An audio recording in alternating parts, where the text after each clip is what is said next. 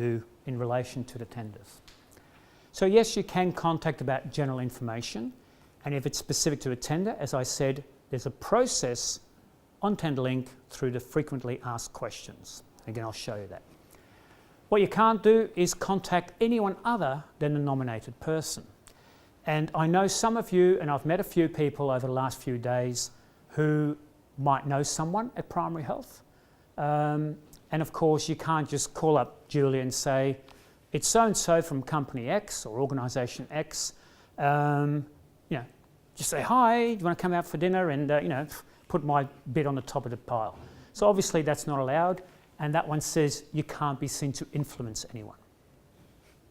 I know other jurisdictions that if you do attempt, the decision's made to not consider your tender at all. So the moment there's an inappropriate contact, your tender is not even going to be considered.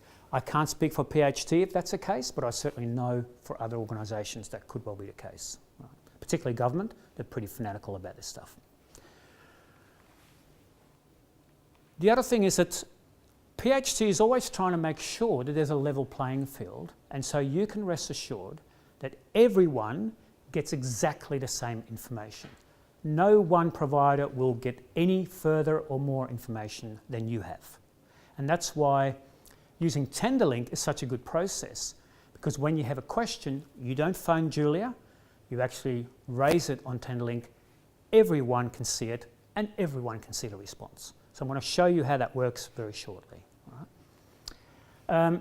So no favouritism, and again, the role of the probity auditor is to make sure that, of course, that happens. Right? They have a lot of clout, they have access to everything, and therefore they keep an eye on that process. Your information is always treated as commercial in confidence, so it'll be kept confidential. You don't have to worry about your information being given to a third party. Obviously, the assessment panel looks at it. They are also bound by confidentiality, and that's it. So, of course, it's not shared with anyone else. Privacy, paramount. So, obviously, again, something you do not need to worry about. Ownership of information. Disregard the letters there. It's not an abbreviation. It's just me going blah, blah, and thinking, oh, I've got to put something in there, but I forgot that. But ownership, of course, is that the information you submit is submitted to PHT to use, of course, as part of the assessment. Any proprietary information, of course, is yours.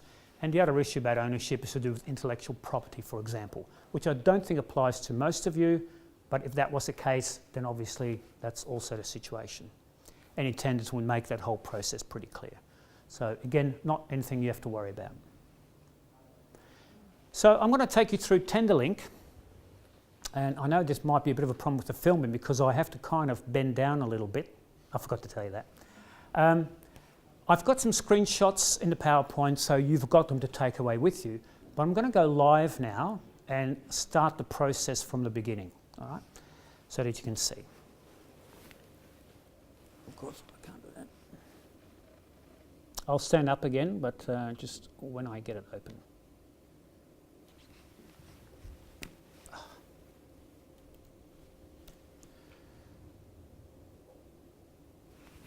Okay, so the first thing you see is the Tenderlink website. Just want to point out a bit about the subscriber login. PHT is a subscriber, as are a number of organisations in Tassie. For example, TasWater, TasNetworks and so on. Tasmanian Government isn't because they have their own portal. You can subscribe as well. Now, for example, if you provide physiotherapy services, you might say, I want to be notified of any tender from anyone that is about physiotherapy, and you pay for that service, right?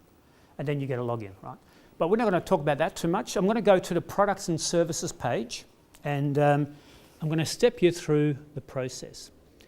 So what we're interested in here is to search for e-tenders, and obviously we're going to look at health, but I'm going to show you how that process works.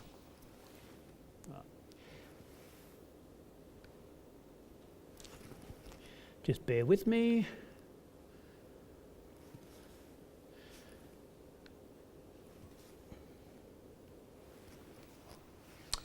So So if I scroll down there, after you've clicked on that screen, you'll see a number of drop-down boxes. So what we're going to do is select the country, Australia. It's only Australia and New Zealand. The state or the region, and Tenderlink, by the way, is national. So we're going to select Tasmania and then select the sector. So again, let's have a look at that together.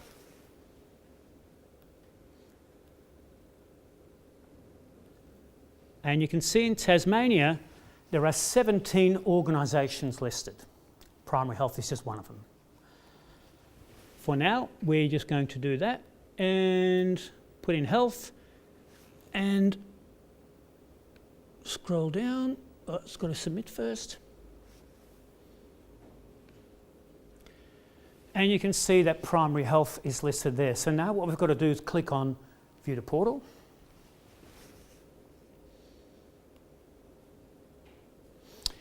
And we'll see that site. Now, one thing I want to point out is that you have to register first before you get access.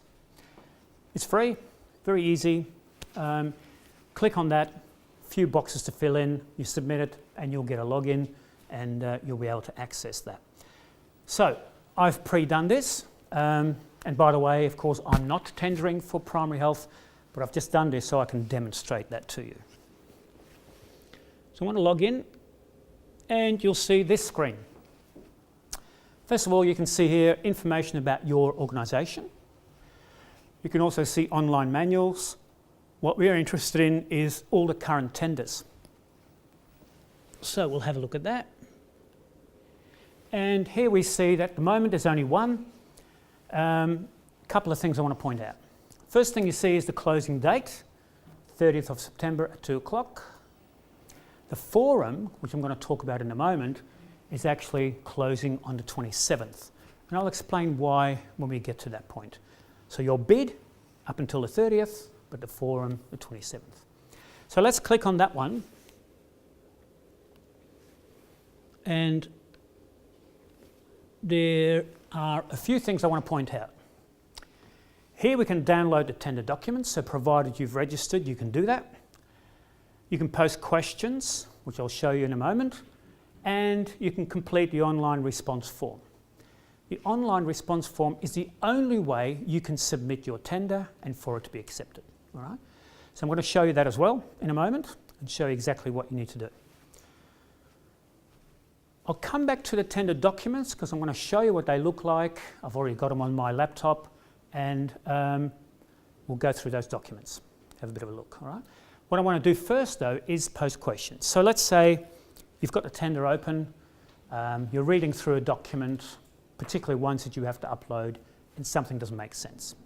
The first thing you do is go to the forum to see if anyone else has posted that question.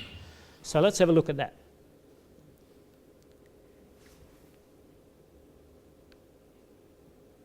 So there's a number of questions there. In fact, it's by date sequence as well, as you can see here.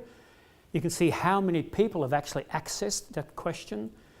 But I'll pick something like previous funding, for example. Let's say I want to find out a bit about that, so I'll just click on that. And what you'll see there is the question and also the response. And the response is provided by Julia, and she will normally do that within 24 or 48 hours. Okay? So the good thing about that is that that's the question and there's the response. Every one of you can see it. Everyone has the same information. Yes? So the question is, can we identify who asked the question? And I don't believe that's true, is it? Do you want to just see if it's, yep. If you can click on that and see? I don't think you can see this question. No, I think it's kept confidential. So no, you can't see who asked the question from what I can see. So I really encourage all of you, if you're interested in this tender, of course, to have a good read of all of the issues here, because your question might well be covered already. Now let's say, no, it's not there. And so what I do, I post a new question, and that's the way to do it. And as I said, Julia will post up your question and the response within about 24 hours or so. There's a number there, there's been a number added in the last few days, probably as a result of the workshops, And so obviously